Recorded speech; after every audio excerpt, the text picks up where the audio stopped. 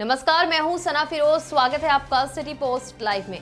लोकसभा चुनाव 2019 की तारीख नजदीक आते आते आरोप प्रत्यारोप का सिलसिला और तेज हो गया है।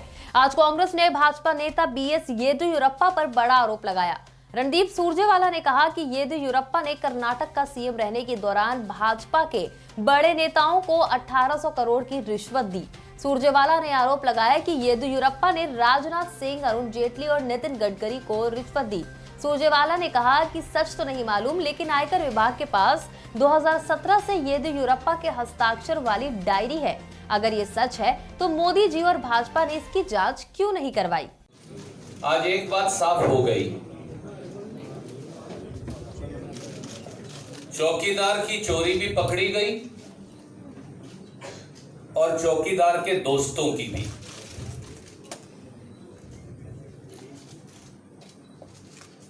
और ये चोरी किसी और ने नहीं पकड़ी। इस चोरी पकड़ने का इल्जाम सीधा भारतीय जनता पार्टी के नेतृत्व से आया है।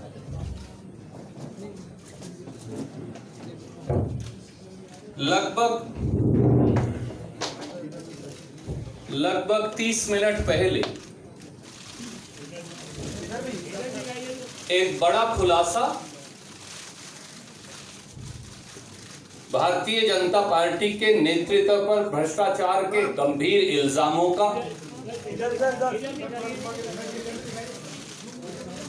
एक महत्वपूर्ण न्यूज मैगजीन के द्वारा किया गया, कैरावैन के द्वारा, जिसे येदियुरप्पा डायरीज के नाम से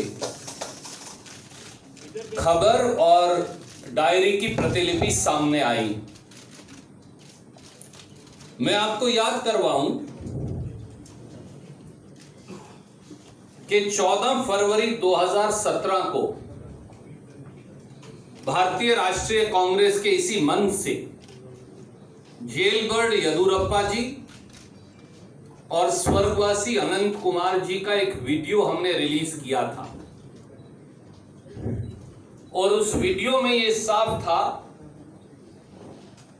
कि 1000 करोड़ रुपए से अधिक की रिश्वत भारतीय जनता पार्टी के नेतृत्व को दी गई है और इस बारे में एक डायरी भी है।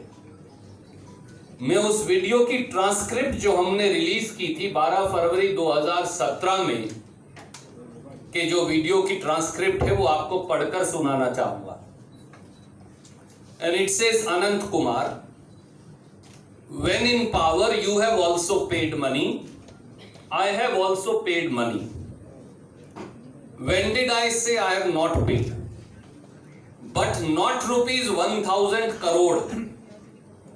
But one has to then tell how much has been paid. Yediruppa laughs. Then the last part of the conversation is very important. Anant Kumar, if you light a small spark, it will spread like wildfire. No one will believe that rupees 1000 crore has not been given. All will say it has been given. Yediruppa, let the diary come out. I read it again. Yediruppa, let the diary come out. Anant Kumar, yes. Until elections they will have to keep answering, let them do it. 14 फरवरी 2017 को यह video और इसकी transcript हमने जारी की। 12 फरवरी की यह video है। 14 फरवरी को हमने यहां पत्रकार वार्ता की, आपके पास है। वीडियो रिलीज किया, आपके पास है। ट्रांसक्रिप्ट जारी की, आपके पास है। 12 फरवरी 2017 को यह माना कि हाँ, डायरी भी है और 1000 करोड़ रुपया भी दिया गया। ना अनंत कुमार जी से रिबटल आया, ना जेलबर्ड येदियुरप्पा जी से रिबटल आया। और अब वो तथाकथित डायरी सार्वजनिक की गई है एक टेलीविजन चैनल के माध्यम से। इस तथाकथित डायरी से 5 तथ्य सामने आते हैं। नंबर 1, 2690 करोड़ रुपया वसूला गया और 1800 करोड़ रुपया 1000 प्लस 800 करोड़ रुपया भारतीय जनता पार्टी के नेतृत्व को पहुंचाया गया। मई 2008 से जुलाई 2011 के बीच में येदियुरप्पा जी मुख्यमंत्री थे। ये तथाकथित डायरी, जिस पे हर पेज पर उनके सिग्नेचर्स हैं, ये तथाकथित डायरी के अंदर भारतीय जनता पार्टी के शीर्षतम नेतृत्व के नाम हैं। तथाकथित तरीके से 1000 करोड़ रुपया भारतीय जनता पार्टी की सेंट्रल कमेटी को दिया गया। उसमें नरेंद्र मोदी जी से लेकर, अरुण जेटली जी से लेकर, राजनाथ सिंह जी से लेकर, गडकरी जी से लेकर सब बैठते हैं। और फिर इंडिविजुअल लीडर्स का नाम भी इसमें है, जिन जिन तक ये पैसा पहुंचा। यहां तक कि 250 करोड़ रुपया जजेस के लिए भी लिखा हुआ है। इस डायरी के हर पेज पर तथाकथित तरीके से येदियुरप्पा जी के दस्तखत भी हैं।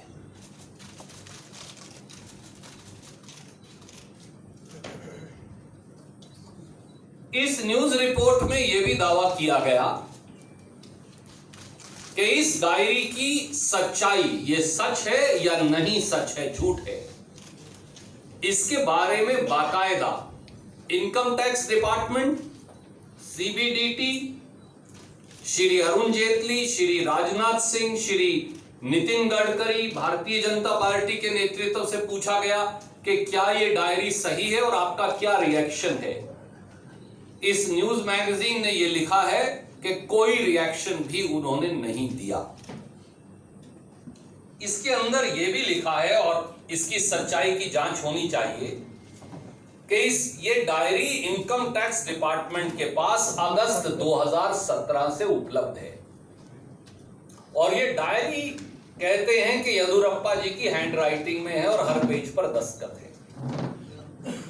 और इस डायरी को लेकर, अब इसकी सच्चाई मुझे नहीं मालूम क्योंकि मैं इनकम टैक्स डिपार्टमेंट का रिकॉर्ड मेरे पास नहीं, पर यहां यह लिखा कि इस डायरी को लेकर कथित तौर से वित्त मंत्री जेटली जी के पास अधिकारी गए और सीबीडीटी के उस समय के अध्यक्ष सुशील चंद्रा जी को कॉपी की और कहा कि इसकी पूरी जांच, फॉरेंसिक जांच और एनफोर्समेंट डायरेक्टरेट से जांच होनी चाहिए या नहीं। और आगे यह भी लिखा है कि कुछ हुआ नहीं। आदरणीय साथियों, सवाल बड़े सीधे। मोदी जी से लेकर अब पूरे भारतीय जनता पार्टी के सारे नेतृत्व पर 1800 करोड़ की रिश्वत के इल्जाम हैं। ये वो लोग हैं जो देश के सबसे बड़े पदों पर आसीन हैं। ये वो लोग हैं जो इस देश को चलाते हैं 5 साल से। ये वो लोग हैं जिनके हाथ में हमारा रक्षा मंत्रालय, वित्त मंत्रालय, गृह मंत्रालय, प्रधानमंत्री मंत्री का पूरा कार्यालय और पूरे देश की सरकार इनके हाथ में है। क्या यह सच है कि झूठ कि 1800 करोड़ रुपए की रिश्वत कर्नाटक की येदियुरप्पा जी की सरकार से भारतीय जनता पार्टी के नेतृत्व को आई? सवाल नंबर 2, क्या यह सच है या झूठ कि 2017 से यह डायरी और इसकी सारी एंट्रीज, जिस पर तथाकथित तरीके से बीएस येदियुरप्पा जी के दस्तखत हैं, यह देश के इनकम टैक्स विभाग के पास है? अगर यह सही है और अगर डायरी में कोई सच्चाई नहीं, तो मोदी जी से लेकर उनके सारे भाजपा नेतृत्व ने इसकी जांच क्यों नहीं करवाई? और सवाल नंबर 3,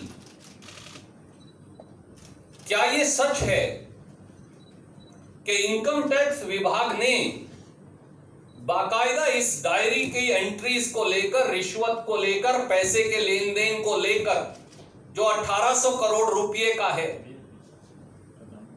इनकम टैक्स विभाग से ने इजाजत मांगी सरकार से कि इसकी जांच ईडी और दूसरी एजेंसी से क्यों ना करवाई जाए। क्या यह सच है कि एक नोट लिखकर साइंड या अनसाइंड इस प्रकार की इजाजत मांगी गई? और क्या यह सच है कि मोदी सरकार ने इस डायरी की जांच करवाने से इनकार कर दिया और इसको कूड़ेदान के अंदर डालकर ठंडे बस्ते में पूरी जांच को डाल दिया? अब बताइए, अगर यह सच है तो क्या यह सीधा सीधा पूरे भाजपा के राष्ट्रीय नेतृत्व के भ्रष्टाचार का प्रथम दृष्टि से सबूत नहीं? क्या आज भी मोदी सरकार सामने आकर, प्रधानमंत्री सामने आकर यह मानेंगे कि अगर इस डायरी में कोई सच्चाई नहीं तो वो इसकी जांच करवाने को तैयार क्यों नहीं? अब तो लोकपाल भी नियुक्त हो गए। First independent investigation Modi ji और पूरे भाजपा नेतृत्व के खिलाफ क्यों ऑर्डर नहीं की जा सकती? सरकार आगे बढ़कर क्यों नहीं कहती कि वो जांच के लिए तैयार है कि 1800 करोड़ रुपए की रिश्वत नहीं ली गई, और अगर ली गई है तो ये पैसा किसकी जेब में गया? ये पैसा कहां गया? इस पैसे को लूटा किसने? इस पैसे से भ्रष्टाचार किसने किया? इसलिए दोस्तों, सवाल बड़े सीधे हैं और अब इन सवालों का जवाब चोर चौकीदार को, देश को देना है। वहीं आपको बताते चले कि इस प्रेस कॉन्फ्रेंस को राहुल गांधी द्वारा करने की खबरें थी, पर उनकी जगह कांग्रेस नेता रणदीप सुरजेवाला ने प्रेस कॉन्फ्रेंस की। कांग्रेस की प्रेस कॉन्फ्रेंस का समय 2 बार बदला गया। पहले प्रेस कॉन्फ्रेंस 10:15 पर होनी थी, उसके बाद 1 बजे का समय सामने आया और आखिरकार 2 बजे का समय तय हुआ। हालांकि ये वक्त पर तब भी नहीं हो पाई। फिलहाल के लिए इतना ही। बने रहे हमारे साथ, देखते रहें सिटी पोस्ट लाइव। नमस्कार।